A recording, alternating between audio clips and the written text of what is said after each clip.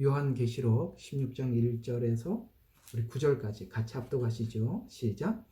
또 내가 성전에서 나오는 큰 음성을 들었는데 일곱 천사에게 말하기를 가서 하나님의 진노의 일곱 호리병을 땅에 쏟으라고 하시더라.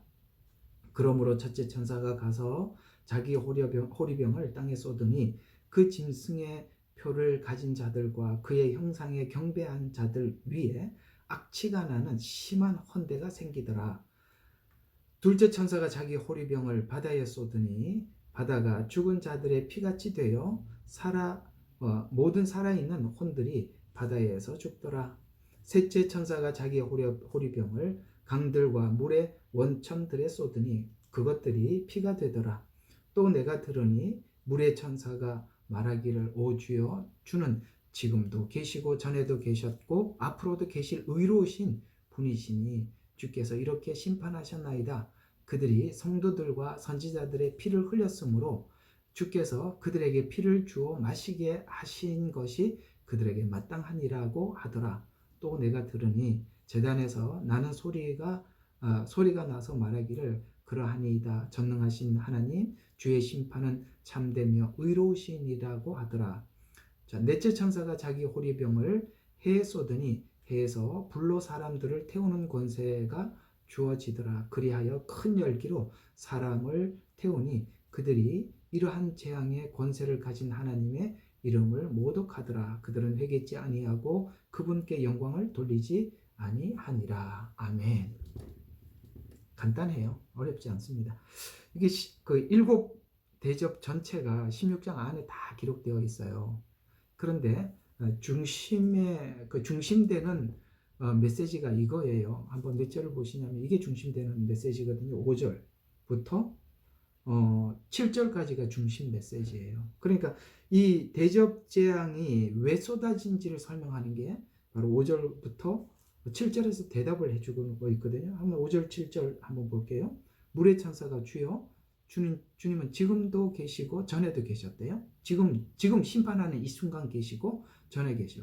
그 다음에 앞으로 계실 무슨 주님이라고? 여기서 지금 주님의 어떤 부분을 두각시키고 있냐면 의를 두각시키고 있습니다. 의로우신 분이십니다.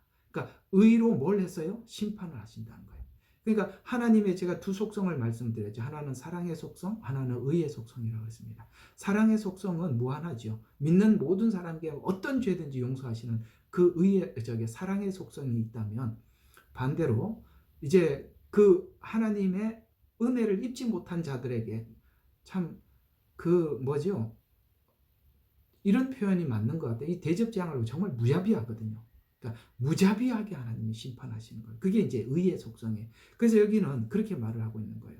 의로운 분이시니 이렇게 의가 딱 등장합니다. 그러면서 왜 이렇게 하느냐? 1, 2, 3, 그러니까 첫째, 둘째, 셋째 대접을 쏟고 난 뒤에 왜 이런 말을 하느냐면 이게 지금 대접 재앙의 이유가 6절에 이렇게 그들이 성도들과 선지자들을 피를 흘렸기 때문에 주께서 그들의 피를 주어 마시게 한 거야. 피를 흘리게 했기 때문에 네가 그 피를 마신다 이 말이에요. 그래서 피를 마시게 하신 것이 그들에게 마땅하니라고 하니라. 또 내가 들으니 제단에서 다른 소리가 나서 말하기를 그러하나이다. 전능하신 주 하나님 주의 심판들은 참되며 또 뭐라고 해요? 의롭다 이렇게 이야기합니다. 제가 어디서 천년왕국 토요일날 성경 공부를 하다가 이제 이런 하나님 이제 대접 재앙은 하나님의 백성들을 괴롭히고 그 피를 흘리게 한 대가로 하나님이 주시는 심판입니다. 이렇게 이제 설명을 했는데 누가 댓글을 달았는데 여러분 이제 이렇게 아는 분이 근데 댓글을 달았는데 자기 말로는 그렇게 적었어요. 라면을 먹다가 이 얘기를 듣고 얼마나 울었는지 모르겠는데 컵라면 먹다가 아마 믿는 생활 때문에 많이 눈물을 흘리고 너무 이제 막 힘들었던 것 같아요. 우리가 이제 오늘 여러분들과 제가 일생을 살아가면서 그 중요한 한 가지 문제를 오늘 다루게 될 텐데 원수 갚는 것은 주께 있으니 주께 맡기라는 이 말이 여기 나오는 겁니다. 그러니까 우리가 살다 보면 특히 그리스도인으로 이 땅에 산다는 것은 불이한 대접을 많이 받습니다. 우리가 안 믿으면 남들은 어떤 그 피해를 보면 보복이라도 생각을 해보는데 우리가 하나님 앞에서는 우리가 그렇게 할 수는 없어요. 우리는 손해를 보고 뒤돌아서고 뺨을 맞으면서도 오른뺨을 돌려대야 하는, 그러니까 이런 삶을 살면서 억울함이 참 많아요. 그렇죠? 우리가 아마도 이제 뭐 우리가 예수님 믿고 바른 길을 걸어온 우리 여기 있는 여러분들 가운데 아마도 불의한 그런 일들을 많이 겪었을 것입니다. 그죠? 근데 안 믿었더라면 이렇게까지는 하지는 않았을 텐데 우리가 하나님 앞에서 차마 그럴 수가 없어서 그 영혼을 위해서라도 한번 같이 대항할 만한 일들을 또 꾹 참고 그 다음에 그냥 삼키고 이런 일들이 우리가 일상 살면서 얼마나 많겠어요. 근데 성경은 그런 부분에 대해서 하나님께 맡겨라. 하나님이 심판하신다. 원수는 하나님이 갚으신다. 라는 말이 오늘 이 대접장에서 시원하게 우리에게 대답을 주고 있는 것입니다. 그러니까 어차피 이들은 우리에게 피를 흘리면 피를 마시게 돼 있고, 맞아, 우리를 불의하게 대접한 것에 대해서 행한 대로 하나님 갚아주실 거니까. 아시겠죠? 이런 문제들은 여러분들이 억울하다기보다는 이것이 하나님의 영광을 위해서 하셨으므로 우리에게는 눈물을 닦아주는 일이 되고 그들에게는 하나님이 심판하시는 일이 되는 것으로 종말에 나타날 것입니다. 그래서 우리 모든 신앙이 종말론적이 되지 않으면 지금 하지 않는 어떤 일들에 대해서 하나님 앞에도 불만이 생기고 우리가 만족하지 못한 신앙생활을 하게 되는 거거든요. 오늘 뭐 남이 다른 사람들 하나님을 모독하고 회개치 않고 이런 사람들에게 계속 하나님께서 대접을 1, 2, 3, 4, 5, 6, 7까지 이렇게 대접을 쏟는 걸 보고 아이고 속이 시원하다 이런 생각을 갖는 건 좀 미안한 생각이긴 하지만 그죠? 하나님께서 또 그렇게 하신다고 하니 그렇구나 라고 오늘 우리 한번 이 대접재앙에 대해서 배우면서 여러분들이 그 지난날 억울했던 모든 것들 훗날 하나님께서 이렇게 하심에 대해서 여러분들이 분명하게 믿음을 가지시고 여러분 이렇게 좁은 길을 가시고 또 참고 견디고 가신다면 그 일을 멈추지 말고 꾸준히 계속 한번 가보시도록 해요. 알았죠? 이 대접장에서 시원하게 하나님이 해결하시니까 어떻게 해결하시는지 한번 보도록 하죠. 자, 16장은 이렇게 되는 것이에요. 계시록의 기록의 시간으로 보자 말이죠. 시간으로 쭉 연결을 시켜보면 이렇게 돼요. 11장과 16장이 연결이 돼요. 다시 한번. 왜 11장과 16장이면 그 사이에 몇 장이 있어요? 12, 13, 14, 15가 있잖아요. 4장이나 있잖아요. 이 4장은 그게 아니에요. 시간으로 연결된 게 아니라 주제별로 다뤄놓은 거예요. 11장은 두 증인, 맞죠? 12장은 이스라엘의 승리, 13장은 뭐죠? 짐승 등장. 그 다음에 14장, 15장은 휴거와 부활. 주제별로 다루었다 이 말이에요. 그래서 중간에는 주제별로 다루었고 시간으로 연결을 시키자면 11장에서 바로 16장으로 오는 거예요. 아시겠죠? 그 중간이 시간으로 이어졌다고 보이기 시작하면 꼬이는 거예요. 그럼 11장 후반부터니까 11장 후반이 뭐죠? 7나팔이잖아요. 한번 빨리 거꾸로 돌려봐요. 자, 11장 15절부터 19절이 7번째 나팔이 부는 거죠. 7번째 나팔 전체가 대접재앙이라고 그랬죠. 그러니까 시간으로 보면 그대로 16장으로 온 거예요. 첫째 대접, 둘째 대접 이렇게 넘어가니까 중간에는 삽입장이라고 그러는 거예요. 주제별 삽입장 이렇게 이해를 하시면 돼요. 그래서 앞에 14장과 15장은 부활과 휴거받은 성도들을 중심으로 기록했다면 16장은 대접재앙으로 연결시켜서 11장 마지막 내용과 연결하고 있다. 그래서 11장 후반에서 16장 시간상으로 이어졌다라고 보면 돼요. 중간에 두 증인, 두 짐승 이야기를 설명해야만 하기 때문에 11장에서 시간적으로 멈추었다가 15장까지 중간에 중요한 제목들을 삽입시켜 설명을 했고, 또 16장부터 이제 여기서 16장부터 20장까지는 5장에 걸쳐서 그 다음에 세 번째 화인 화 있으리로다라고 말하는 세 번째 화가 대접재앙이니까 이 대접재앙에 대한 내용이 16장부터 20장, 그러니까 16, 17, 18, 19, 20 5장이나 썼어요. 그러니까 이 대접재앙이 중요하죠. 5장이나 썼어요. 나팔재앙은 이렇게 많이는 기록하지 않았어요. 그런데 대접재앙은 길게 기록을 하고 있습니다. 그러면 정리를 해보면, 자, 17장부터 16장은 7대접을 쭉 설명을 했다면 17장에서는 마지막 대접의 결과, 그러니까 그 마지막 7번째 대접이 딱 쏟아지면서 하나님 이제 끝났다라고 이렇게 외치거든요. 모든 하나님의 끝났음을 외치면서 17장과 18장에서는 지금 그 뭐죠? 철옹성 같은 바벨론의 멸망 이야기를 2장이나 담고 있습니다.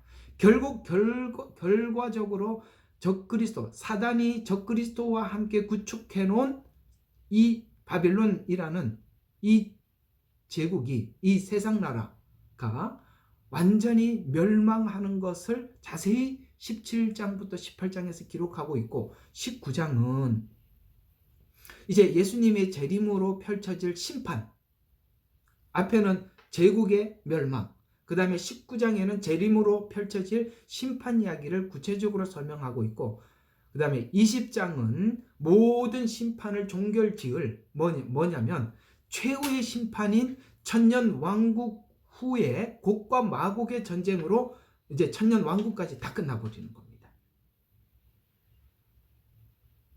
아유, 어쨌든 16장부터는 속이 시원합니다. 이제 시원하게 가는 겁니다. 예, 그래서 참 이게 우리도 그런 마음이 있는 것 같아요. 참 이렇게 세상 살면서 세상 사람들에게 우리가 믿음을 가지고 살아가기 때문에 그렇게 잃고 손해봐야 할 많은 일들에 대해서 하나님은 언제 이 억울함을 풀어주실 겁니까? 라는, 오늘 여기 24장로가 그렇게 기도하듯이 우리 마음속에 왜 그게 없겠어요? 그죠? 예, 아마 있을 거예요. 여러분에게도 그런 이야기를 우리가 들음으로써 이제는 그런 종류의 사람들에 대해서 우리가 마음에 너무 그 억울함을 갖지 마시고, 예? 억울함을 갖지 마시고 하나님 앞에 올려드리고 맡겨보는 그런 오늘 이 증거가 16장부터 쭉 이어지기를 바랍니다. 그래서 대접재앙을 설명하는 것으로 19장까지 설명되어 있어요. 이 구조를 알고 16장부터 20장을 읽어야 합니다. 그래서 7대접재앙의 시작이, 첫 대접이 쏟아지면서 보좌 앞에 하나님의 종들과 성도들의 피에 대한 신원에 대해서 오늘 이 대접재앙은 하나님의 응답이다라고 말씀을 하고 있어요. 저번에 이방 어디서 내가 하도 여기저기 설교를 하니까 내가 어디서 했는지 기억이 잘 안 나서 하여튼 해볼게요. 이게 대접재앙은 이제 하나님께서 막 이게 여러분 시편에 보면 다윗이 하나님께 기도한 내용을 보면 하나님 원수들을 밟아주세요, 갚아주세요, 하나님 원수의 이름을 지워주세요, 막 그렇게 하나님 막 영원히 막 멸하여 주세요, 막 이렇게 우리가 생각할 때도 심할 정도로 기도하고 있는 그런 시편의 기도 내용들 읽어보셨죠? 그런 거예요. 그 억울함을 하나님께 하면 그게 기도냐 하고 하나님께서 물리치는 게 아니라 그런 기도들을 다 천사가 대접에다가 받아가지고 하나님께 올려놓고 제단 앞에다 이렇게 갖다 놓고 다 쏟아 놓는 거예요. 아시겠어요? 그 쏟아 놓은 그 기도 제목들이 그 금대접에 가지고 올라갔던 그 기도 제목이 지금 후 3년 반에 이렇게 탁 쏟는 거예요. 이렇게 쏟는 게 바로 대접재앙이다 이 말입니다. 그래서 일곱 대접은 성도들의 피에 대한 신원에 대해서 호소했던 응답이라고 말씀하고 있어요. 그러면은 그 기도를 앞에서 한 적이 있었죠. 그 수가 차기까지 종들은 복음을 전했고 순교했고, 그러니까 핍박을 억울하게 받지요. 핍박을 억울하게 받으면서도 아무런 보복을 할 수가 없었습니다. 이제 하나님께서 그들에게 심판하시는데, 그래서 그날을 생각하면서 우리는 핍박도 순교도 하나님께서 갚아주실 줄로 믿고 받아들여야 하는데, 로마서 12장 19절에 보면 원수 갚는 것은 주께 있으니 주께서 갚으시리라 라는 말을 오늘 실천하고 계시는 것입니다. 하나님이 갚으시리라. 이것을 볼 수 있는 장면이 대접재앙이에요. 자, 그런데 대접재앙과 나팔재앙을 보면 놀랍게도 그 패턴이 같음을 볼 수가 있어요. 한번 좀 봅시다. 이건 그 나팔재앙에서 재앙은 좀 다르고 대접재앙의 그 내용은 좀 다른가라고 생각하겠지만 둘을 비교해 보세요. 똑같거든요. 자, 여기 보면 8장하고 16장이 바로 일곱 나팔과 16장이 일곱 대접인데, 둘을 한번 비교해서 보면 1, 2, 3, 4, 5, 6, 7 그러니까 일곱이 나오잖아요. 그래서 1번이 보면 피 섞인 우박과 불이 쏟아지는 게 나팔이죠. 불이 어디에 쏟아지냐면 땅에 쏟아져요. 똑같이 대접재앙도 땅에 쏟아요. 땅이 똑같아요. 땅에 쏟는다는 게 똑같고요. 그 다음에 두 번째도 자, 나팔에서도 불붙는 큰 산과 같은 것이 바다에 던져져요. 그런데 여기도 대접이 바다에 쏟아집니다. 똑같죠? 땅, 바다, 강 이렇게 되는 거예요. 땅, 바다, 강. 따라해봐요. 땅, 바다, 강, 해달별. 땅, 바다, 강, 해달별. 땅, 바다, 강, 해달별. 이렇게 외우시면 돼요. 그런데 공통적으로 한번 봐요. 자, 그 다음에 또 하나 봐요. 그러니까 네 번째도 해달별의 3분의 1을 타격을 받아서 어두워지고, 그 다음에 대접도 해에 쏟는다 그랬죠. 근데 잘 봐요. 뭐가 어떤 특징을 가지고 있냐면 1, 2, 3, 4는 전부 다 자연계 재앙이라는 걸 알 수 있어요. 잘 봐요. 그죠? 땅, 바다, 강, 물샘, 그 다음에 해달별. 이거는 창조하신 이 우주계 천체, 그 자연계를 가지고 하는데요. 이상하게 5번째, 6번째, 7번째는 성격이 달라요. 그래서 나팔재앙에서도 5, 6, 7번째는 화 있으리라 이렇게 한 거거든요. 그러면서 자, 나팔에서는 황충이 무저갱에서 올라옵니다. 근데 여기는 대접을 짐승 보좌에 쏟는 걸로 나와요. 그러니까 직접 여기 5, 6, 7은 어떤 부분이 다르냐면 바로 그 보좌에 직접 쏟아버리는 거예요. 또 6번째는 유브라데가 같죠. 그죠? 그래서 6번째 화도 큰 강 유브라데의 네 천사가 나와서 전쟁을 일으키는 걸로 나와 있고, 대접재앙도 16장 12절에 보니까 대접을 큰 강 유브라데에 쏟아요. 자, 이것이 또 공통 분모가 있고요. 그 다음에 마지막 7번째가 뭐냐면 번개, 음성들, 우레, 지진, 큰 우박 이렇게 나오고, 똑같이 번개, 음성, 우레소리, 지진, 우박. 그래서 지진이 가장 끝에 등장을 하는데, 자, 앞에 있던 지진은 나팔재앙 때 지진과 그 다음에 여기 그 대접재앙 때 지진이 이걸로 뭘로 끝나느냐면 지진과 우박으로 모든 게 끝나요. 그러니까 땅은 갈라져서 지진이 일어나서 큰 성 바벨론이 완전히 무너지고, 우박이 얼마 큰 게 나오느냐면 한 달란트 21절에, 그러니까 무게가 각기 한 달란트 되는 우박이 하늘로부터 사람들 위에 떨어졌는데, 사람들이 그 우박 재앙 때문에 하나님을 모독한다 라고 이야기하는데, 한 달란트라고 하니까 이 사이즈가 얼마나 큰지 다음에 한번 제가 좀 이걸 수치를 내놓은 거 가지고 한번 해볼게요. 어쨌든 땅은 지진이 나고 하늘에서는 우박이 떨어져서 그야말로 바빌론 시스템 자체가 완전히 끝나버리는 거예요. 한번 생각해봐요. 아무리 잘 구축을 해두어도 땅이 갈라져서 삼키고 하늘에서 우박이 떨어지면 끝나는 거 아닙니까? 그러니까 이렇게 아무리 견고하게 만들어 놔 봐야 하나님께서 이렇게 한번 하면 이게 다 끝나는 거예요. 여러분, 하나님께서 이스라엘 백성들이 홍해를 건널 때 뭐 어떻게 무슨 바람으로 건넌지 아십니까? 성경은 재미있게 표현하고 있어요. 하나님의 콧김으로 홍해를 갈랐대요. 그러니까 콧김으로 홍해를 갈랐어요. 그런 하나님이시니까. 그렇죠? 자, 이렇게 나팔지향과 일곱 대접이 이런 공통점을 가지고 있고, 또 하나 이해해야 될 게 뭐라고? 1, 2, 3, 4는 자연계를 동원하지만 5, 6, 7은 짐승의 보좌에 직접 쏟고 유불하되 이렇게 하더라는 부분에 대해서 공통 분모를 가지고 있더라라는 거 한 번쯤 참고 삼아 주시면 좋겠습니다. 자, 오늘은 이제 본격적으로 1절부터 4절. 자, 1절에 이제 이렇게 한 달란트가 34.27kg이랍니다. 그러면 이거 뭐예요? 와, 우리 쌀을 한번 생각해 봐요. 그죠? 예, 그 하늘에서 가속이 붙어서 떨어지는데 한 대 맞으면 어떻게 되겠습니까? 예, 그냥 상상에 맡기겠습니다. 예, 금방 또 찾았네요. 고맙습니다.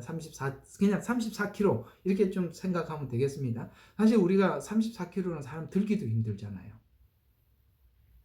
예, 자, 새 천사가 대접을 쏟는 거 1절부터 4절. 그러니까 주 안에서 죽은 자들이 부활하고 난 이후, 그 다음에 짐승표를 이긴 자들은 휴거가 되고 난 이후의 이야기들이라고 보시면 됩니다. 그러니까 왜냐하면 앞에 14장, 15장에는 휴거가 있었어요. 휴거되고 난 이후에 있는 일이에요. 저와 여러분은 예수님을 믿고 성령님을 우리 마음속에 하나님께 인을 친 자들은 다 하나님 앞에 휴거되고 없는 상태입니다.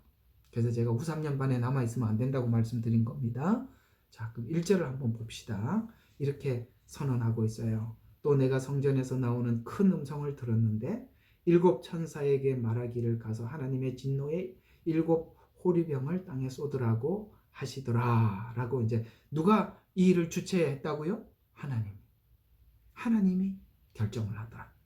우리는 이게 짐승이 이 일을 하는구나 라고 혹 생각할지 모르지만 이것도 하나님이 말씀을 하셔서 시작했다라고 말씀하고 있습니다. 2절을 보면 첫째 천사가 대접을 땅에 쏟습니다. 그때 짐승표를 받고 우상에게 경배한 자들은 독한 헌대가 나서 그 대상이 우상에게 경배하는 자들이었다라고 밝히고 있어요. 그러니까 지금부터 이 쏟아지는 대접들은 대부분이 누굽니까? 이렇게 하나님께서 표를 받지 마라, 그 다음에 우상에게 경배하지 마라 라고 했던 자들에게 직접 쏟아지는 거예요. 그런데 이 상태에서 다 이렇게 하나님 앞에 심판받을 자만 있는 게 아니라고 제가 계속 말씀을 드렸습니다. 아셨죠? 두 증인이 순교를 당하고 그럴 때 어떤 일이 납니까? 땅에 지진이 나고, 그렇죠? 그 다음에 두 증인이 승천하는 걸 보고 하나님을 경외하는 사람들이 후 3년 반에 있습니다. 이들은 대부분을 보면은 유대인들 중에서 하나님의 계명을 지키는 자들이 많이 있습니다. 그래서 저는 이게 계시록을 보면 이걸 우리가 볼 수 있어요. 전 3년 반은 사실 많은 부분들이 이방인의 추수에 초점이 맞춰져 있고요. 후 3년 반은 유대인들에게 초점이 맞춰져 있어요. 왜 유대인들에게 맞춰져 있는지를 다음에 설명을 할게요. 구약에 있는 선지서들의 예언이 대부분 후 3년 반에 집중되어 있어요. 그건 유대인들과의 약속이거든요. 자, 그래서 짐승의 표가 신체 내에서 악하고 독한 헌대, 이제 개역개정에는 종기라고 나와 있어요. 를 유발하여서 극도의 고통을 받게 될 것이다 라고 말씀하고 있습니다. 짐승의 표가 헌대가 나고 그 다음에 종기가 나고 극한 고통을 받게 될 것이다. 요즘 우리 얼마 전에 한번 다 이거 맞았잖아, 그죠? 그죠? 요즘 참 이상한 일들이 많이 일어나죠. 제가 그게 표라는 얘기는 아닙니다. 표라는 이야기는 아닌데, 우리가 이런 표도 바로 이런 역할을 한다는 것을 우리가 이번에 이 사건을 통해서 이 말씀이 이해되고 있다는 게 신기하지요. 이해되고 있어요, 지금. 자, 그 다음에 3절입니다. 둘째 천사가 대접을 쏟습니다. 이제 두 번째. 그때 바다가 죽은 자의 피같이 되어서 모든 생물이, 바다의 생물이 죽었대요. 여러분 한번 생각해 봐요. 이 바다가 피같이 되어서 그 안에 있는 생물들이 죽었다고 생각해 보십시오. 그 악취 대단하지 않겠습니까? 거기 있는 고기들이나 그 안에 있는 그 생물들이 살아있으니까 바다가 저렇게 살아있는 거지. 만약에 그 생물들이 죽으면 악취가 말도 못할 거예요. 그죠? 그래서 이걸 이제 우리가 붉은 세 번째 한번 읽어봐요. 직접 한번 읽어봅시다. 둘째 천사가 자기 호리병을 바다에 쏘니 바다가 죽은 자의 피같이 돼요. 피라고 하지 않았습니다. 피같이 된다고 했어요. 피같이 되어서 모든 살아있는 생물, 혼들이 바다에서 죽었다. 이렇게 성경은 표현하고 있어요. 그래서 이건 뭐냐면 바다의 생물들이 폐사했다는 얘기인데, 이것은 우리가 상상해 볼 수 있는 것은 이런 겁니다. 지구온난화 현상으로서 적조 현상이 바다에서 일어나고 있다는 거예요. 적조 현상이. 그래서 설명하면서 독성 미세 조류에 의해서 해수가 산성화될 것이고, 그 산성화, 독성으로 인해서 바다 생물들이 죽게 될 것이다 라고 말씀하고 있습니다. 여기에 일어나는 일들은 적조 현상에 아주 그 엄청난 냄새에 아마 그럴 것입니다. 이 대접장이 가지고 있는 특징은 바다와 강이 다 죽어버린다는 겁니다. 여러분, 인간에게 참 중요한 게 물, 공기, 햇볕이죠. 여기 보면 이제 해도 어두워져요. 바다도 피같이 되었어요. 강도 그래요. 여러분 한번 생각해봐요. 상상을 한번 해보세요. 이게 벌써 지옥, 거의 반 이상은 지옥 아니겠어요? 네. 이들은 이때부터 이미 지옥을 경험하고 들어가는 거거든요. 자, 세 번째 천사가 대접에 쏟습니다. 우리 이제 직접 보는 게 좋겠죠? 셋째 천사가 자기 호리병을 강들과 물의 원천, 이거는 물의 원천이 뭐냐면 물의 근원에 쏟는다는 거예요. 그것들이 피가 되더라. 이 피가 또 된대요. 앞에도 바다도 피가 되었어요. 강도 피가 되었어요. 자, 이것은 강과 물의 원천, 근원에 쏟아서 피가 되어서 식수원이 그렇게 됐다는 이야기인데, 이런 현상들은 출애굽 당시에 모세를 통해서 애굽 나일강이 피로 물들었던 내용이 이미 나와 있었습니다. 그것이 동일한 재앙으로 마지막 때 또 우리에게 말씀하고 있는 것이죠. 창조하신 하나님께서 창조물을 통해서 심판하고 계시는데, 자, 바다도 강도 이렇게 될 때 인간의 인위적인 방법으로는 이 하나님이 하신 심판을 방어할 능력이 전무하다는 것을 보면서 사람들은 뭘 느끼게 되냐면 인간의 한계와 무능함을 깨닫고 겸손해지는 거예요. 겸손해지면 회개할 텐데, 이상하게 사단에게 길들여져 있는 사람들은 사단이 그 생각을 하나님을 향해서 분노를 쏟아놓게 만드는 거야. 자, 여기서 제가 오늘 이걸 준비하면서 여러분에게 우리가 함께 나누어야 될 중요한 사항이 있었어요. 그게 뭐냐면 우리가 매일매일 사단은 우리 하나님께 감사하고 영광을 돌려야 할 이런 일들을 역으로 하나님이 왜 그렇게 하나님이 그럴 수 있어 이런 식으로 하나님에 대해서 원망 섞인 마음을 자꾸 갖게 해서 우리 입이 하나님께 계속 원망과 불평을 쏟아놓게 하게 될 때, 마지막에 이런 일이 일어날 때 사단이 계속 그런 마음을 줘서 하나님 앞에 회개하거나 하나님 앞에 자기 잘못을 돌이키는 게 아니라 도리어 계속 하나님을 모독하고 비방하고 그렇게 하더라는 거예요. 이게 언제부터 길들여진 거냐면 일상생활을 살면서 이미 사단에게 그렇게 길들여져 있기 때문에 그렇게 되는 거예요. 여러분 아시겠죠? 우리가 평상시에 모든 일을 올 때마다 이 불평하는 이 마음,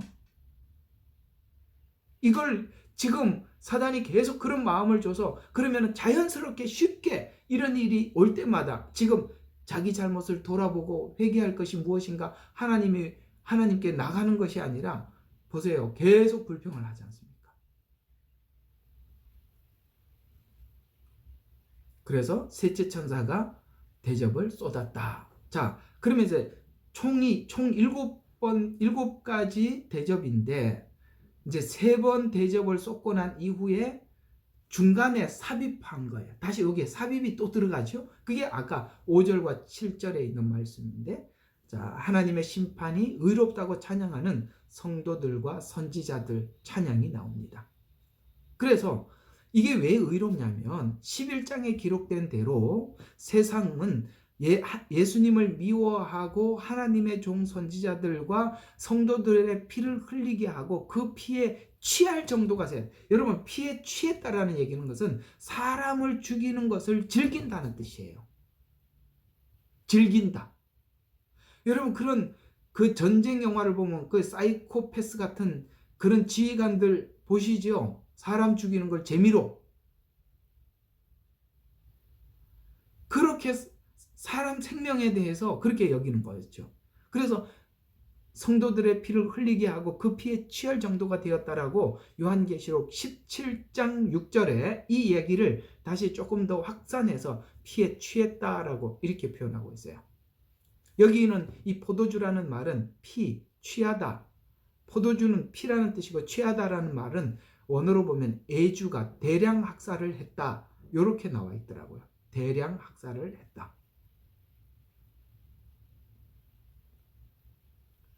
자, 그 다음에 요한계시록 18장 24절에 보니까 이 일을 주도해서 했던 존재가 있더라는 거예요.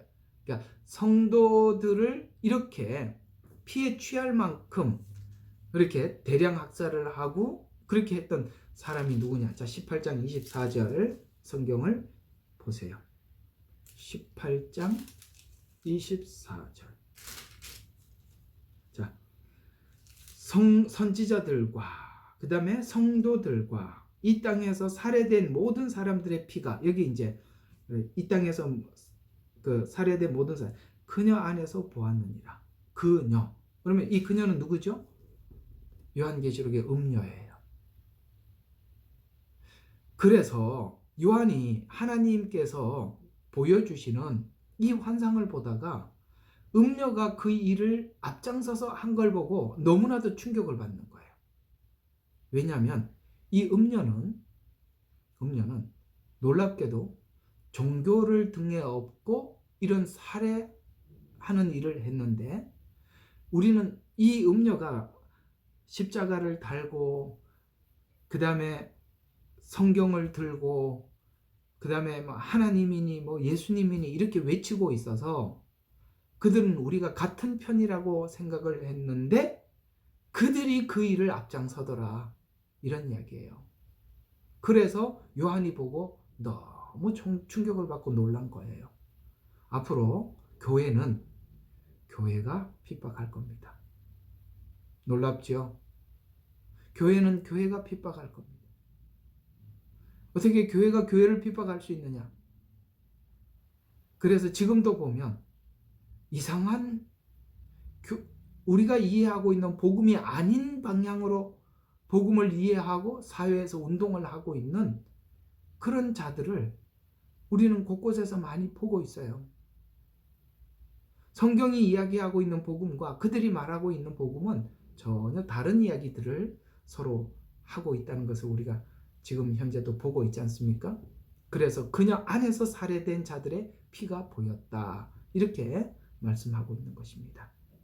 그래서 23절에 보면 그 앞에 23절에는 신부의 음성이 없고 상인, 귀인들이었으며 내 마술로 모든 민족을 미혹했다라고 말하는 마술은 그 안에 기적도 들어가 있고 여러 가지가 들어가 있는데요. 이 기적에 대해서는 제가 따로 고민 다음에 정리를 해놨으니까 나중에 말씀을 드리도록 해요. 두 증인이 보인 기적과 요한계시록도 그래요.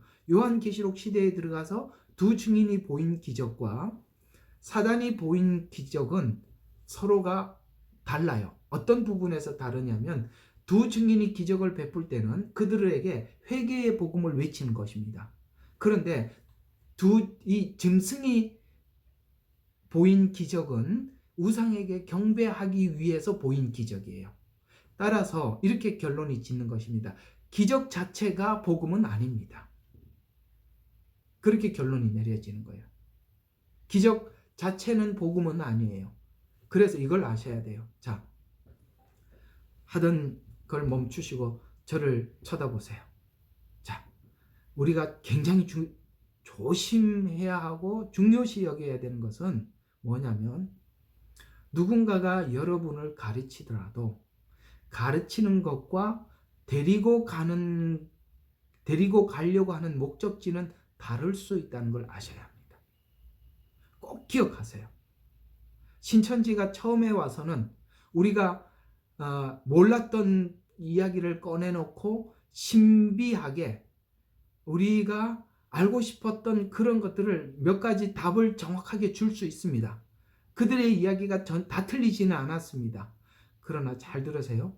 그들이 가르치는 것과 어디로 데리고 가는지 볼 줄 알아야 돼. 바보들이라서 진짜 욕이 나와요. 이 멍청해서 어디로 데리고 가는지는 관찰을 안 하고 끌려가는 거예요. 이 바보들이. 아시겠습니까? 어떤 목회자든지 가르쳐서 여러분들을 어디로 데리고 가는지 보셔야 돼요. 제가 여러분들을 저인태로 데리고 오면 다 가셔야 돼요. 저인태 오면 안 돼. 그때는 저가 변질되어 있는 상태니까. 저 따라오지 마세요. 저인태로 데리고 오면. 여러분들을 예수님께 데리고 가야 예수님을 중개시켜주고 예수님을 중매해주는 것이 목회자의 사역이지 거짓 선지자들은 자기에게 데리고 가는 겁니다. 성경에는 자기 배를 위해서 이 배 말이에요. 자기 배를 채우기 위해서 양떼들을 이용한다고 이제 앞으로 에스겔서 하면은 그 거짓 선지자에 대한 이야기가 많이 나와요. 아시겠죠? 아, 저분 잘 가르치더라. 딱 부러지고 딱 맞더라. 이런 거에 속지 마세요. 그거보다 그 뒤에 저 사람이 우리를 가르쳐서 어디로 데리고 가려고 하는지를 보셔야 되는 거예요. 그리고 그분의 삶 속에 진짜 그리스도께서 이렇게 복음을 전하는 대로 살려고 몸부림치는지 우리가 완벽하게 살 수는 없지만 살려고 몸부림치는 그런 진실한 마음이 없거들랑 뒤도 돌아. 그래서 성경에 보면 이런 말씀이 있어요. 마지막 때 경건의 모양은 있으나 경건의 능력을 부인하는 사람들에게 무조건 돌아서라. 그들은 가짜다 이 말이에요. 누가 경건하고 말은 못하겠습니까? 그러나 경건의 능력을 부인하는 것은 다른 겁니다. 아시겠죠? 목회자는 하나님의 종은 성도들을 양떼들을 하나님께 중매하고 인도하기 위해서 하나님께서 세운 자지.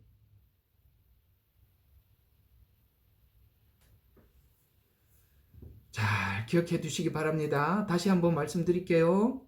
잘 가르치가 못 가르친다 이게 문제가 아니라 뭐가 중요하다고요? 어디로 데리고 가는지 보시라 라고 분명히 말씀을 드렸습니다.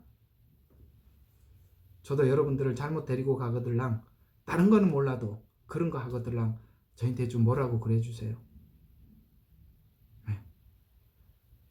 자, 그래서 이들이 받는 심판은 의로운 분이시니 주께서 이렇게 심판하셨습니다 라고 하나님의 공의를 찬양하고 있습니다. 6절 성도와 선지자의 피를 흘렸으므로 했기 때문에 전에도 계셨고 라고 말씀하신 게 그거예요. 전에도 계셨고 뭘 했다는 거예요? 전에 봤다는 거죠.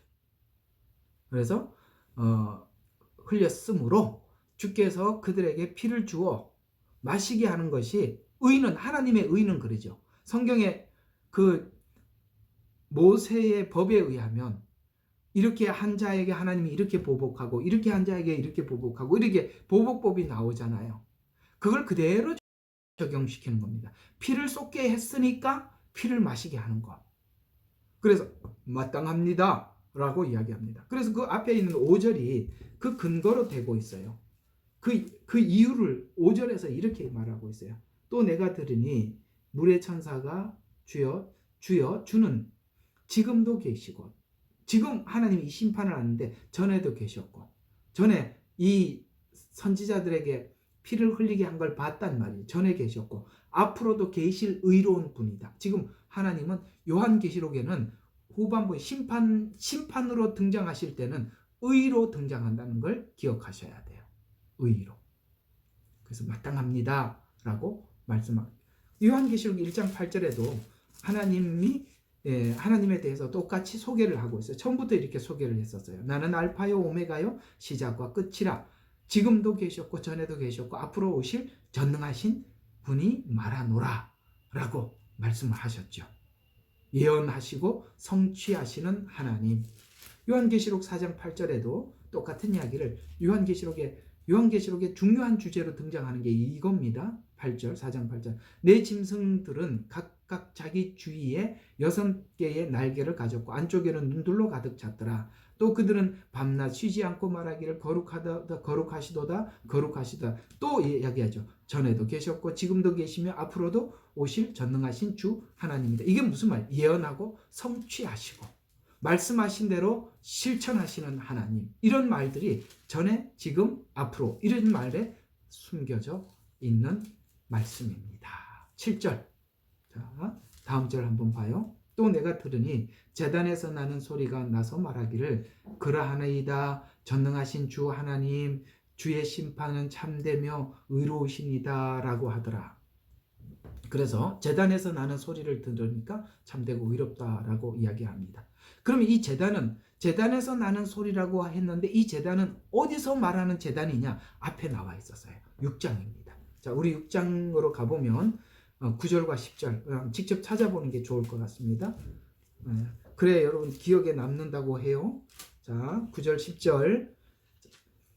자, 어린 양이 5째 봉인을 여실 때 내가 보니 제단 아래에는 하나님의 말씀과 그들이 가진 증거 때문에 죽임당한 자들의 혼들이 있다. 순교자들이 있더라 이 말이에요. 제단 아래. 그래서 이 제단에서 나는 소리라고 했으니까 이 제단은 지금 순교자들이 외치는 기도임을 이해할 수 있고, 그 다음에 다음 절 10절을 보면 그들이 그 음성으로 울부짖었어요. 그러면서 말하기를 거룩하고 참되시며 주여 땅에 살고 있는 그들을 심판하시어 우리의 피를 갚아주실 날이 얼마나 남았습니까? 라고 외치죠. 그러니까 이 제단을 아까 여기서 말하는 제단에서 나는 소리를 들었다라고 말하는 7절은 바로 이들의 기도를 이야기하고 있는 것이에요. 그런데 그때는 6장에서 기도했을 때는 하나님이 뭐라고 대답하셨어요? 11절. 그러자 그들 각기에게 흰옷을 입을 주시며 긴 흰옷을 주시며 그들 동료 종과 함께도 그들처럼 죽임을 당하여 그 수가 차기까지 잠시만 기다리라. 동료 종. 그러니까 6장에서 말하니까 동료 종이 수가 차기까지라고 했으니까 잘 들어요. 이게 연결을 좀 시켜야 돼요. 동료 종이 차기까지 기다리라고 말하는 이 종은 누굴까요? 7장에 나오는 14만 4천에게 그들을 부르면서 뭐라고 말씀하셨어요? 하나님의 종. 자, 7장 3절에 보니까 우리가 우리 하나님의 종들인 이마에 인정을 할 때까지라고 했죠.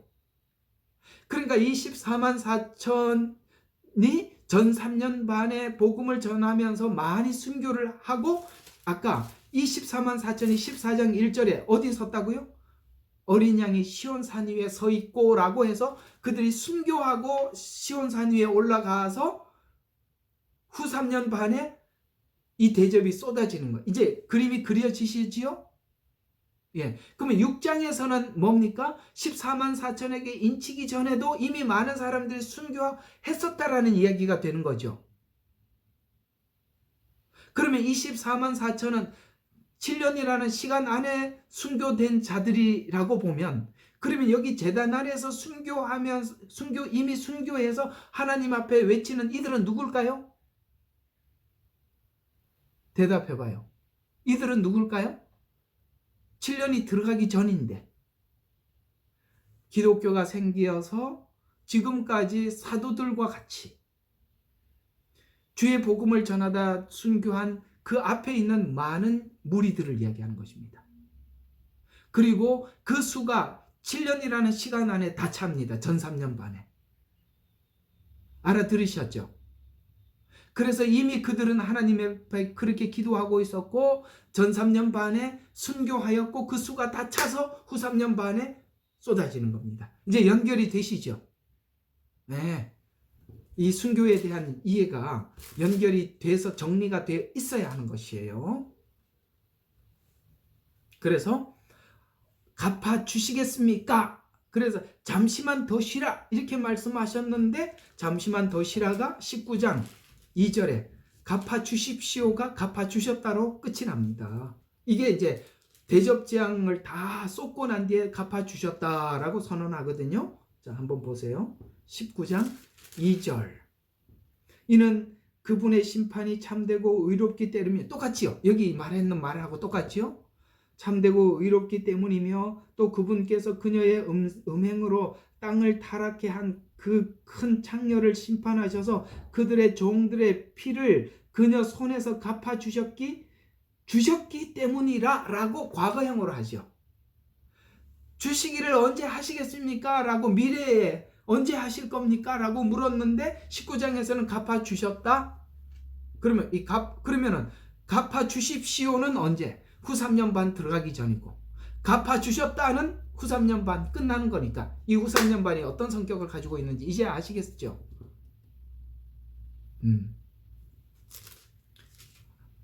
네, 제 생각에는 어렵지 않게 설명을 한 것 같습니다. 이해할 수 있으리라고 믿어요. 자, 8절부터 11절. 자, 넷째 천사가 대접을 해에다 쏟아요.